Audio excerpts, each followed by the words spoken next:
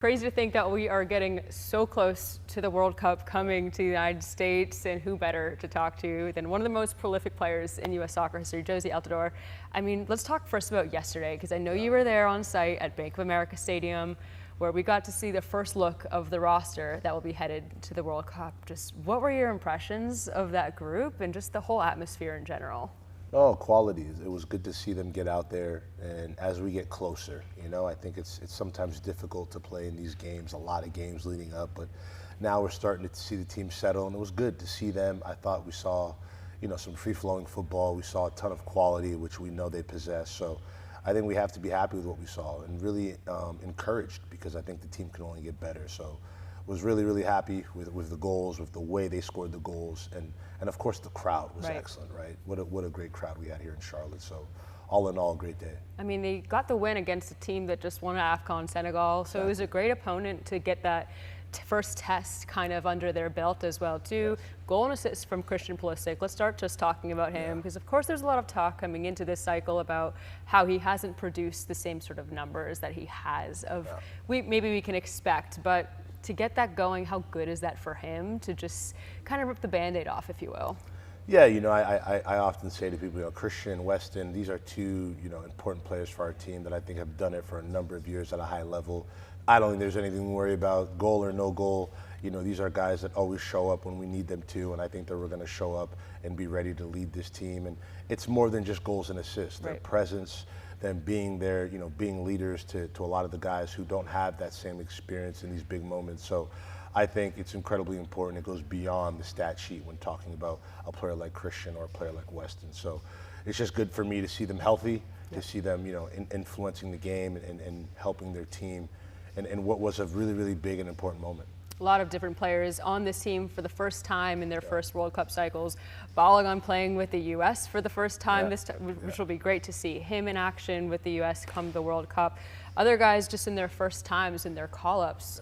If you think back to when you had your first World Cup cycle, what does it mean when you put on the red, white, and blue kit and you step out onto the pitch for the first time to represent your country? There's nothing like it. When you see matches like what we had here in Charlotte, you get what I mean by that. There's just nothing you can do in your career where you're going out. There's 40, 50, 60,000 Americans there to cheer you on. It's an incredible feeling, and it's an incredible memory. And so to have a moment like yesterday, full of red, white, and blue in the crowd, I think these are moments that stay with the players forever. And so I'm so happy that the support was there and that we can provide them with some of these moments. And I think they're going to stay with them for a very long time. And then, seeing them, a guy like Balogun, get on the score sheet and just be a constant threat. The movement, the strength, the smarts. Ricardo Pepe, same thing. How he started the game. Two wonderful assists. The savviness, the runs. It's great to see a number of players like that now in a U.S. shirt. We're just as good as anybody, in my opinion. Talking about Charlotte yesterday, of course, not a World Cup city this year, but it is interesting that they brought this friendly to a city that is not going to be hosting.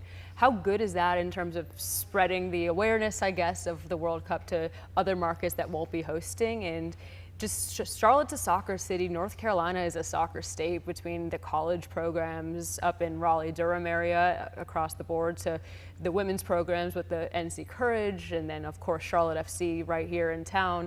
It seems like people are really buying into soccer in the state. What are your thoughts on that? Absolutely. I think for me, the biggest takeaway too is, like, obviously the World Cup will be played mostly on the West Coast, but I think the Federation has done a great job kind of spreading that love, playing, now we're going to play next in Chicago, playing here in Charlotte, before it was Atlanta, and so on and so forth. I think it's important, especially with the World Cup getting closer, to kind of spread that fever, right? Have the rest of the country kind of share in what is an incredibly growing sport in this country. And I think the Federation has done a great job kind of sharing that love. So it was good to see the team stop here in Charlotte, and good to see Charlotte kind of respond and support the team. There's been a lot of different conversations leading up to the World Cup about this roster and just the U.S. team and their chances as they're getting into this. Some people are doubting them. Some people aren't measuring them up as highly as maybe in previous years or against other nations. What are your just general thoughts on this U.S. squad and how you think that they could contend this year? Yeah, listen, I think this squad, I think every U.S. squad, right, they have the ability to surprise people. We always have enough talent in the team to compete with the world's best, and this squad is no different, if not having even more talent to do that. And so I'm really, really confident in the team in terms of, from a talent standpoint. Again, I think we've already done an incredible job leading up to this point with the growth and development of these players at the clubs that they're playing at. So for me, it's been a win this last couple cycles. And I think we can compete for a World Cup. I don't see why not. You know, when you're playing on home soil, there's a lot of elements that go in your favor. We've seen it in years past with teams competing, you know, either in their home nation or near their home nation and kind of, you know, overperforming, if that makes sense, in terms of what they do historically. So there's no reason why the USA can't be one of those teams. And I pick them as a team that can challenge for the World Cup. Why not? So when you think back to your experiences in World Cups 2010, 2014, what did you kind of take from the host nations in terms of the fan support for their home squad, as well as how that translates to the performance for their home team on the pitch as well? Yeah, it transforms a nation. It transforms a nation. I remember in 2014 in Brazil, right, which is like one of the motherlands of this sport. It was incredible just to see the sea of yellow and how excited they were to welcome each game in each city. It was incredible. And then same thing in Africa, a very unique place to have a World Cup, and to see their culture, their diaspora on full display, and how they welcome so many teams from around the globe. They were both fantastic experience, and now it's our chance. It's our chance here in the United States to kind of open our arms to the world, showcase who we are as a nation, and then who we are as a soccer nation. So I'm really excited for people to come out, for Americans that aren't, you know, necessarily, you know, diehards into the sport, to kind of see on full display what it's like and what it brings in terms of emotion, culture, community. So I think it's going to be a great opportunity to showcase all of that. Soccer really is one of the games that does bring people together. Why do you think that is, compared to sport like basketball or football, for example, that soccer, or football, I guess, in the global sense, is something that is more of a cultural phenomenon that wherever you're from in the world, everyone knows the rules, everyone knows how to play the game, and it seems like it's pretty clear cut in the way that it can bring people together that way. Yeah, I think, you know, soccer's just different. You know, you have every 4 years this wonderful tournament, and you have different things that I think brings people together. You know, we're here in Charlotte, you know, working with Panini. You know, they have a wonderful sticker album, for example, that's been here for 50 years, one of the oldest traditions that we have in football. And, you know, to see how excited fans are to kind of go around, collect their favorite stars and fill their album. These are the type of things that they only come around every 4 years, so they're really special. And we've seen this tradition start to increase. And so I think things like that set soccer kind of aside when you think about other sports and how they're able to you know, energize a community, energize a country. And so that's why I think soccer is just so different. And then you see other sports partake in it, whether it be any NBA, NFL stars. You've seen it, right? They're all fans of the beautiful game, and I think it's what makes it really unique. You mentioned Panini, that's a perfect segue. After your retirement, it seems like you've been getting involved in a lot of different types of ventures.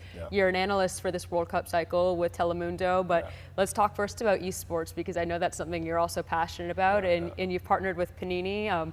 Tell me a little bit about this partnership, and like you mentioned, it's something that is a special mark for fans to kind of connect over as well. Yeah, there's nothing like it. Again, the tradition has been going on for a number of years now, and the opportunity for fans to feel a part of it, you know, by meeting their favorite players, you know, the chase and the rush to trying to make sure you fill every page.